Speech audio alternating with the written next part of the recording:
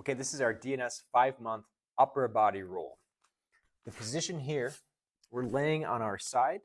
We can use a couple of different positions for the lower half. We can be at 45 degrees of hip flexion. We can be all the way up here at 90, maybe somewhere in between, doesn't matter too much.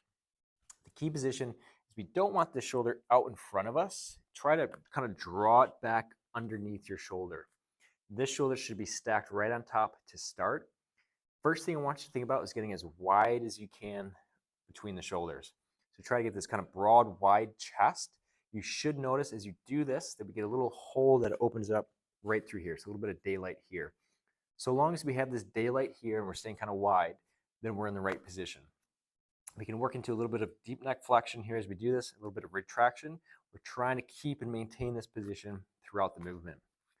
What we're going to do, keeping this width, is roll over this bottom side arm and shoulder.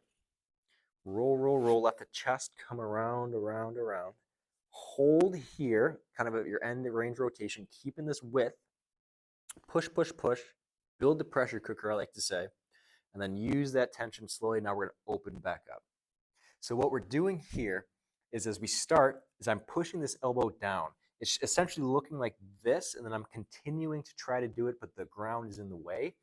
This should create some tension in the shoulder, right? The shoulder capsule, the rotator cuff muscles. Keep that tension. Let this shoulder stay as wide as you can as it rolls. Think about scraping the wall over there. Reaching for the wall as you roll, keeping that width. I'm continuously pushing down here to control my weight as I roll forward. Going as far as I can. I can rotate the head with it.